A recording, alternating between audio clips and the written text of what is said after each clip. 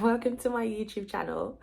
My name is Adiola Fadipe and I am a barrister practicing predominantly in employment, discrimination and education law, and I practice from a chambers right here in London. Now, this video is all about networking, my top 5 networking tips to really see you thrive and be successful in connecting with people in professional environments. Now, this video is particularly aimed at law students, future barristers, people who really want to break into this profession and make an impact. So stay tuned if you want to hear more. One of the most important things that you can do at a networking event is smile. Smiling communicates to people that you are keen to connect, but equally that you're very much approachable.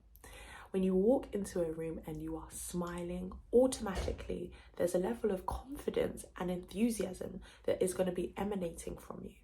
And that confidence and enthusiasm attracts people to you. Tip number 2, be interested. When you're speaking to people, you're meeting them for the first time, it's really important to listen. I'm talking about not just hearing what they're saying, but actively listening.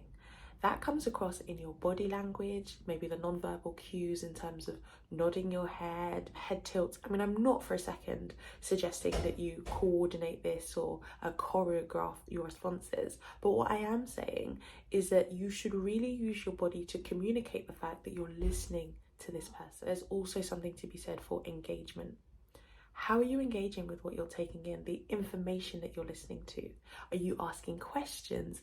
Are you bringing up similar examples? How are you really connecting to that person? Think about it and try and be authentic. My third networking tip is to be interesting. What does that mean in a networking environment? To me, when somebody is interesting, it means that they have some really good stories to tell. Somebody who is self-aware enough to understand the audience, understand who you're talking to and what might be appealing to that person. Because if you've listened to this person, if you've already taken the time to get a feel for them, then that means that you can tailor what you have to say accordingly. So sometimes, for example, it may, particularly if you're quite new to networking, it might be worthwhile to have a couple of stories in your back pocket that you can just tell, depending on the environment that you're in, kind of thinking about it ahead of time before you even enter the room. What do you really want people to know about you? What is this story going to communicate about you, about your experience? And how are you going to draw that person in so that you're connecting on the same level?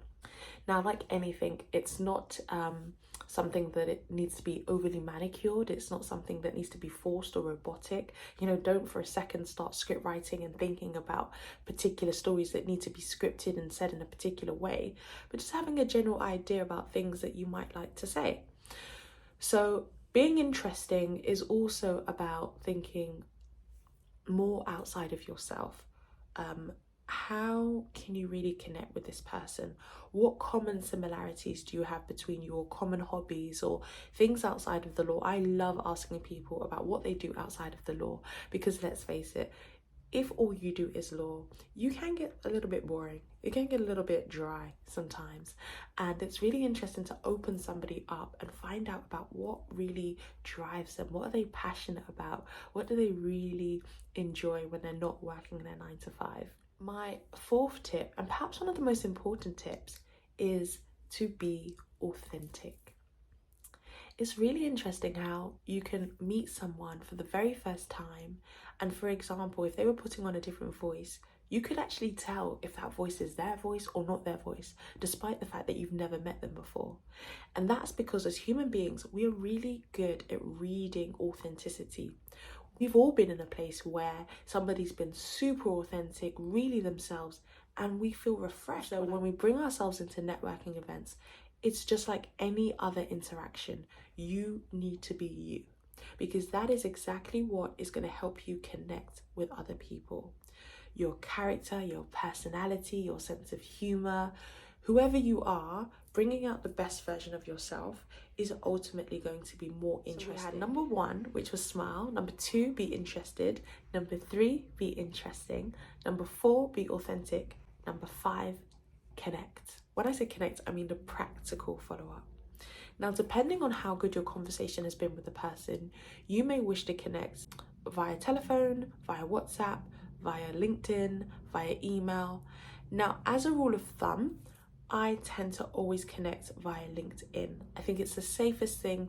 It's a nice middle ground between telephone number, which is a little bit personal, and something a little bit more formal like emails.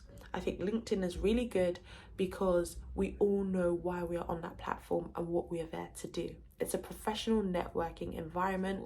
One of the things you want to do is find out what platform does that person best connect on, because even still now, 2023, some people, they're not on LinkedIn. It's not really their thing. They have a profile but they're just lurking, or they have a profile, they don't really use it, and actually they're much more responsive via email.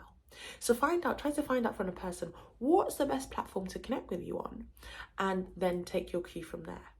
Equally, try to be cognizant of what you would prefer as well. I mean, I've been in networking events where people have given me their number, and I know for a fact, like, I'm not gonna call you, I'm not gonna text you. It really depends how good the interaction is. Sometimes you meet someone for the first time, you hit it off, it's warm, you're even planning dinner next week, you're planning how you're gonna sit down and chill and relax, and because you're really vibing, right? And it makes sense. And then other times you've had like quite a dry conversation. This person has now given you their number, and you would even feel awkward to be texting them. Like, that makes no sense. So try and find something that works for both of you. Something that is a great middle ground, something you're actually going to use, and something that's going to progress the conversation forward, because that is the most important thing. After you've met someone, drop them an email the next day, or drop them a message via LinkedIn and say, hey, it was really lovely to meet you. I enjoyed talking about XYZ. It would be great if we could catch up again. Have a lovely week. Bye. And that way, at least that person has a more comprehensive memory of you. Oh, and one more thing. Do not take it personally if somebody doesn't come back to you straight away. Just keep your high energy, because the chances are, if you connected really well, if you've done my top tips 1 through to 5, then you're already halfway. You're already more than halfway there. I think networking has been just a game changer when it comes to my profession, when it comes to my career trajectory. There's so many opportunities that I've had just by being an effective networker. I've met some phenomenal people, many of whom I'm still in touch with now, and people who I also am able to introduce to other people, to connect them to opportunities. There's so many things that I've done within my network that has just been an absolute blessing, and I cannot recommend networking enough. Even if you're an introvert, even if you think you're quite a shy person, networking is a major key. And I hope that this video will give you some gems, give you some starting points that will help you build a really great network. Okay, everyone, that's been my top networking tips. I hope that it's been helpful for you. Please do put them into practice and come back and tell the tale. Drop a comment in the comment section below. Let me know how your networking endeavors go. I'll be keen to hear.